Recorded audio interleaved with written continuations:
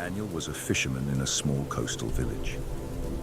Every morning before sunrise, he would set out in his boat, casting his nets into the sea, trusting that God would provide. Fishing was not just his livelihood, it was his way of life, passed down from his father and grandfather. But that season, the sea had turned against him. Day after day, he returned home with empty nets.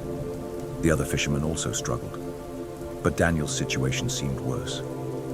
He had a wife and 2 young children who depended on him, and as his savings dwindled, so did his hope. One evening, he sat by the shore holding his Bible in his calloused hands. He flipped through the pages aimlessly until his eyes rested on Matthew 6:26.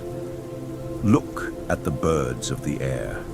They do not sow or reap or store away in barns, and yet your heavenly Father feeds them. Are you not much more valuable than they?" Daniel sighed.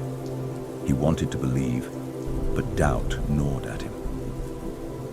"Lord," he whispered, "I trust you, but I don't understand why this is happening." That night, as he lay in bed, the wind began to howl. Soon, a violent storm raged over the village, sending powerful waves crashing against the shore. Daniel rushed outside to see boats being tossed around like leaves.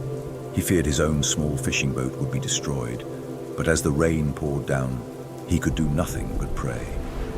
By morning, the storm had passed, leaving destruction in its wake. Many of the village boats were either lost or damaged beyond repair. Hesitantly, Daniel walked toward the shore, dreading what he would find. But when he reached the water's edge, he gasped. His boat was still there, untouched, as if God's hand had shielded it. Tears filled Daniel's eyes. God had not abandoned him. He had prepared a way through the storm. From that day on, Daniel never doubted again. He knew that even in the darkest times, God's plan was greater than his fears. Trust in the Lord with all your heart and lean not on your own understanding. Proverbs 3:5.